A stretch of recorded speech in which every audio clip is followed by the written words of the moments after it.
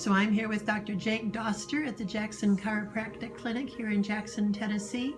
And I've been undergoing quite a bit of treatment, and I know part of what exacerbates it is the fact that I'm at the computer or the sewing machine too much, causing forward rolled shoulders. And he and Dr. Steitz have shown me an exercise that he's nice enough to demonstrate for you all. So yeah, absolutely. So like Londa said, round shoulders are the biggest cause of neck and shoulder pain. And so we're going to show you how to stretch shoulders or stretch your chest to relieve your shoulders.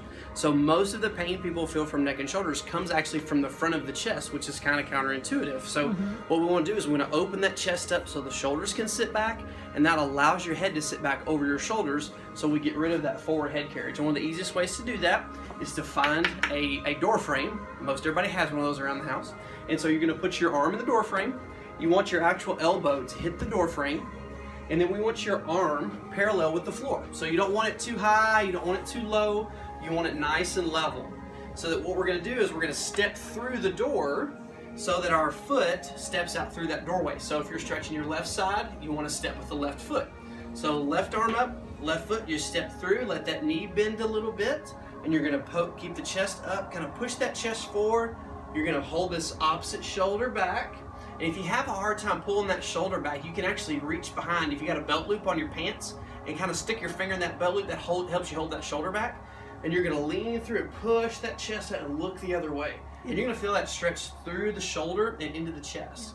Now sometimes you'll feel that stretch right in the front of the shoulder capsule. If you've been doing this for a long time, you'll feel it right there. Yeah. But the more you stretch, it'll open the shoulder up, and then you'll feel it down into the chest. So from the back, if we're going to do the right side, same thing.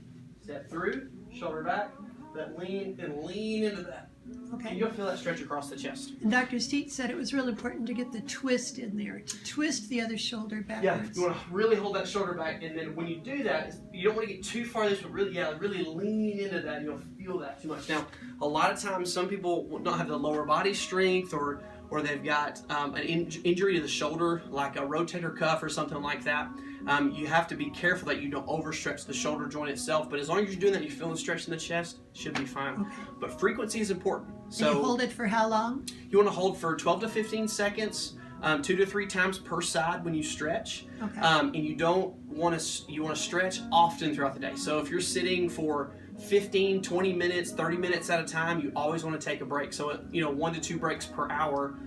Just a quick stretch, that loosen up, and then get back. Hear that, ladies? Okay. Yeah, no 2 or 3 hour sewing sessions. That's I know a lot of times when you get in the groove and you don't want to stop, you got a mark that you want to hit. But if you don't stop, that's how you end up with the aches and pains in the neck, shoulders, and the headaches at the end of the day. And so many of my friends in the business are locked into the computer with all the social media. So That's the right. same thing goes for us. So when we're on the computer or the sewing machine, we're just doing double whammy. And give us that side view of a forward sticking neck.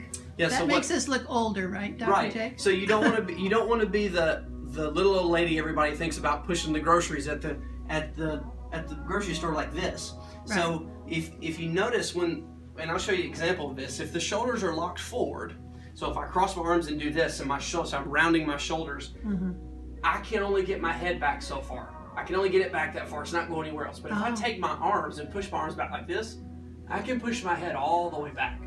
So it's not just muscles are tight. Biomechanically, when the shoulders pull forward, you physically can't move your neck like you're supposed to. So that puts that neck in this position, and that puts so much strain on the muscles under the head and the shoulders because it's trying to hold that up.